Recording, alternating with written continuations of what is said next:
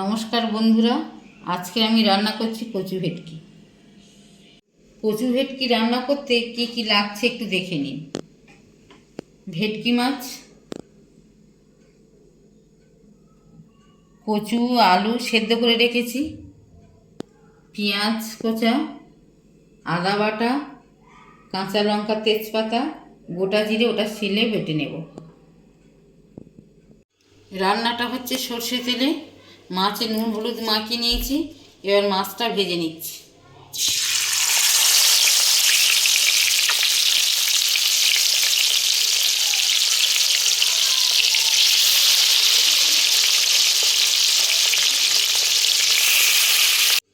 মাছটা ভাজা হয়ে গেছে। সর্ষে তেলের উপর আমি 5 ফোড়ন দিচ্ছি। এবার পেঁয়াজ দিচ্ছি। রান্নাটা খুব অল্প মশলায় রান্না হচ্ছে। পেঁয়াজটা একটু ভেজে নেব। পেঁয়াজ ভাজা হয়ে গেছে। এবার আমি আদা বাটাটা দিচ্ছি, কাঁচা লঙ্কা, তেজপাতা একসাথে দিয়ে দিলাম। এটা একটু ভেজে নেব।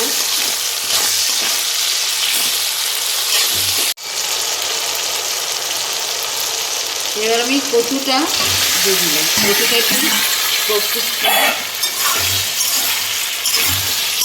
কচুটা একটু ভেজে নিচ্ছি।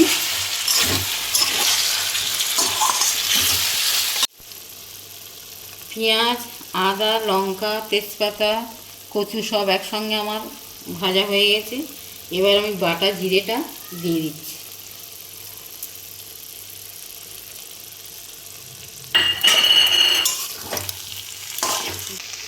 গরম জল করে রেখেছিলাম, গরম জলটা দিয়ে দিচ্ছি।